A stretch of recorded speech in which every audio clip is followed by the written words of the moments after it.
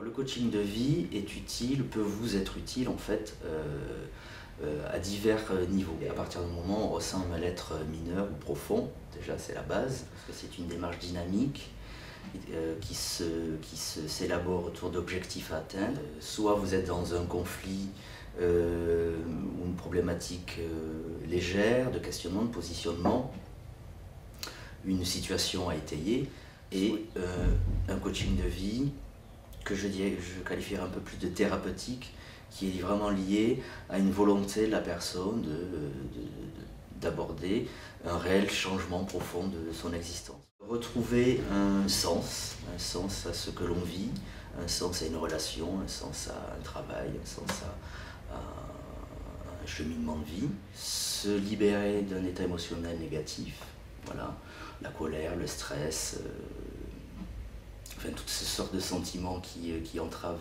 le quotidien. Et au-delà, retrouver, je dirais, une autonomie de vie, une autonomie dans ses sentiments, une autonomie dans ses choix, une autonomie dans ses positionnements. Et ensuite, à travers ça, on va travailler aussi sur l'estime de soi, le positionnement dans la vie par rapport à soi, par rapport aux autres. Et pour l'autre type d'accompagnement, ça va être plutôt des gens qui sont vraiment dans un état émotionnel difficile, qui ont un manque d'estime de soi, qui sont bouleversés par rapport à un ras-le-bol de vie, voilà.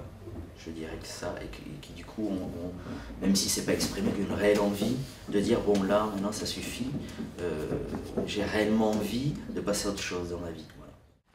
Alors les objectifs à atteindre sont, comme vous pouvez vous en douter, en fonction de la demande de départ. Le premier rendez-vous en face à face se fait avec un support d'un questionnaire que j'ai élaboré, qui fait 3-4 pages, et qui permet effectivement d'aborder un petit peu tous les, je dirais, le puzzle de la personne, de son existence, voilà. Et à partir de là, c'est une base et pour moi, parce que je fais connaissance avec la personne, et pour la personne, parce qu'elle prend un petit peu un recul par rapport à la photographie de sa vie. Je suis un coach un peu atypique, enfin, je me permets de le dire, voilà, dans le sens où j'ai un cursus professionnel du travailleur social, mais comme je suis aussi intervenu en entreprise ou dans des hôpitaux, j'ai aussi une approche de la personne. Et un jour, j'ai réellement eu envie de passer à quelque chose de beaucoup plus professionnel et spécialisé en faisant une formation de